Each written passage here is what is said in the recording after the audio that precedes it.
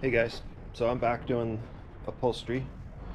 A lot of it's going to be time lapse. I'm not going to go over every single uh, panel or seat or seat back that I do. I wanted to show you guys that the rear bottom is in the car, and it gets hooked on the front, and the back actually just kind of sits there, and it's actually captured by the backrest, which is what I'm going to work on next. So I just thought I'd show you guys that. And basically, same thing. It's this gunny sack or whatever they call this stuff. I think my wife called it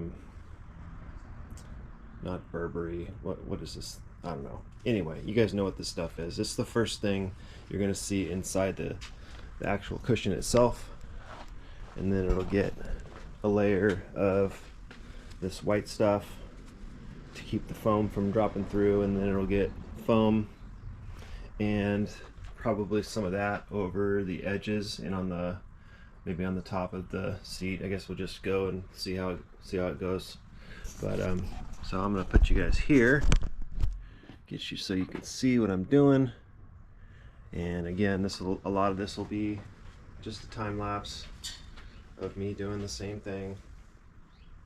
But you still got to pay attention to what you're doing, because this guy has these top hooks here. So these guys, this is the top of the back of the seat, and then these, I believe it captures on this little U-shaped hook right here. That's the bottom. So there's like the bottom has these teeth that stick out, and then the top has these hooks that this actually hangs on. So once this is hooked in, the bottom actually goes in and it holds the seat base down. So pretty straightforward.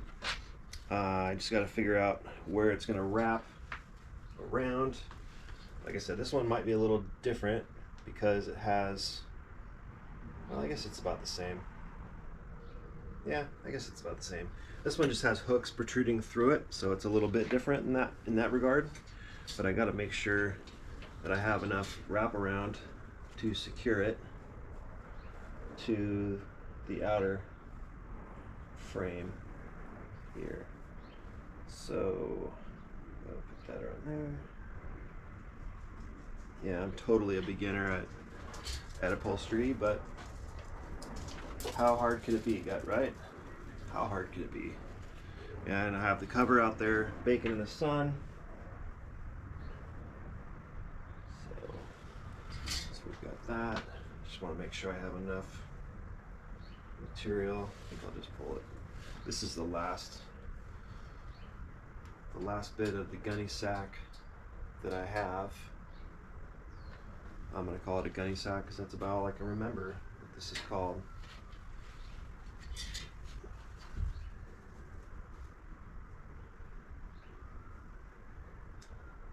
So that could be, basically you just want to attach it to the frame, and then you can trim the excess off.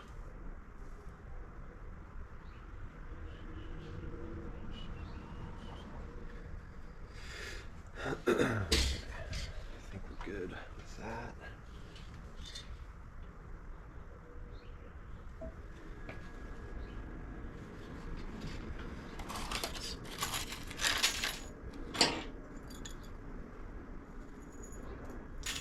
And I'm not using a ton of these hog rings to secure this, because obviously there's more important stuff that we need to fasten. Just going to try to make sure it's somewhat on there about the same. I'm just studying the frame here, just looking it over and making sure I'm not doing anything wrong by wrapping it. But you can see how this, the bottom one is, the holes in the frame are on the top there. Well, same thing here, but it's actually reversed. See how that, so that's going to be, that's why I was kind of looking at it like, okay, what do I do here? What I suppose I could do is,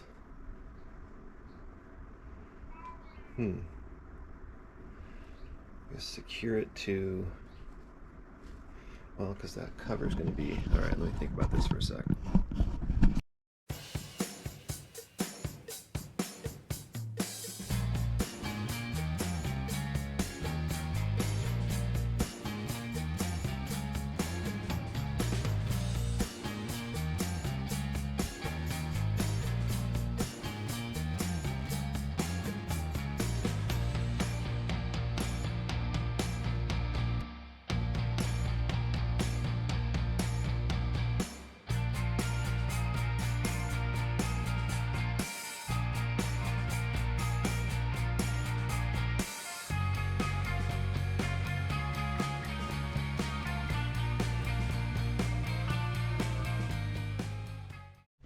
Alright, so I confirmed there are no special slots or holes in that cover, so we're good to go.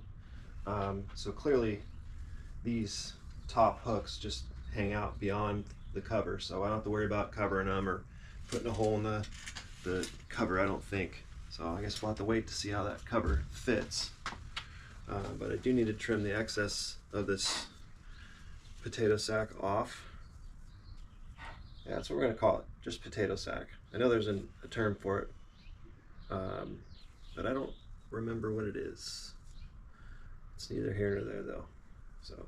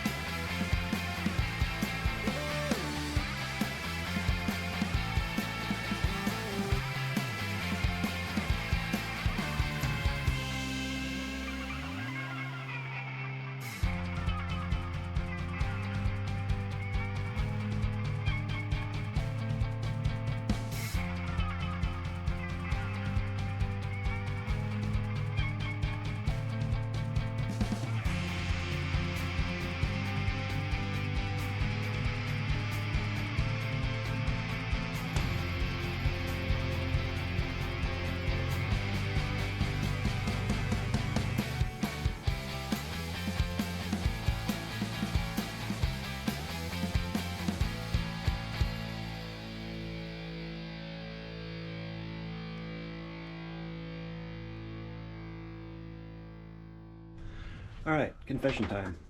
I am an idiot. And let this be a lesson. Just always be wary of what you're learning on YouTube as a platform, because it could be the blind leading the blind, as it is in this case. So, I have stripped off the cotton, or that insulation stuff. It is actually cotton, turns out. I actually went to the website in which the people produce this stuff, called Legendary Interiors. And now that I'm thinking about that, you want to make sure when you get your front seat upholstery and your rear seat upholstery that it's from the same company, because a lot of these companies use different products and you want your interiors to match. So that's one tip, and apology for misleading you guys. The other thing was, this is called muslin, and this is actually to encapsulate the cotton that goes on top of the burlap. So this burlap is the only thing in between this muslin, the cotton is the only thing between this muslin and the burlap. So, and again, this is a back seat, it's a seat back, so it's not the one you sit on. The one that's in the car is the only one that was intended to have foam. And so in my infinite wisdom, I thought, well, let's put some foam on this one and I can fill in the cracks with the cotton. No, they actually recommend 3 to 5 layers of this cotton, which is why they give you such a huge roll of the cotton.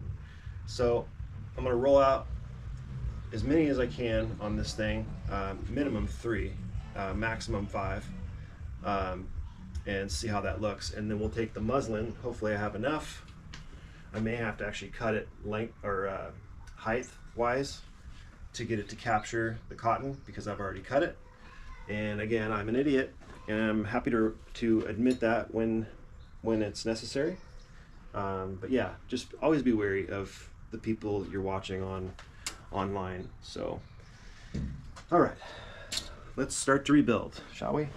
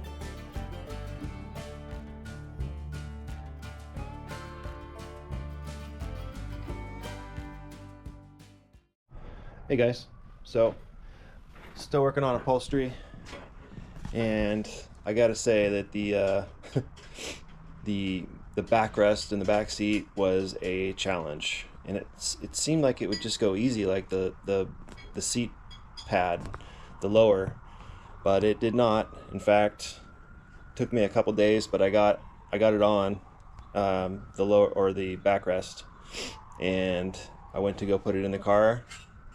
It was upside down. So yeah, he's laughing over there at me. That's fine. It is what it is. But turns out once you stretch it out by putting it upside down, it goes right on the right way, really easy, and it fits very well. Who knew? So here's the finished product. Still has a little bit of relaxing to do, but yeah. So in my mind, not being a Dodge Mopar guy, these guys, for some reason in my mind, I thought were going to hang on that guy right there. Turns out they do not. Not even on the same layout, like width-wise. So I had to measure just to confirm my thoughts. But there's actually teeth. There's one tooth there, and then another one down right there, right next to where the wires route, and those teeth, it's kind of like a tooth shaped tab. Those guys hook here. So I was trying to figure out why do these stick up so. That's what was kind of throwing me off. I was like, why would this be on the top of the seat? Well, it's not supposed to. So but yeah, this cover fits a lot better when it's on correctly. So show you the finished product in the back here. It literally took me 10 minutes to put this on after it was on upside down, so you can see how it actually fits. Looks like it fits, and turns out it does fit. So yeah, so make sure you know which way your seat goes when you put the upholstery on, because I fought that thing for 2 days, and that's why, because I'm an idiot. So, and you guys have heard me say that before recently, and this upholstery is kicking my butt, but it's possible.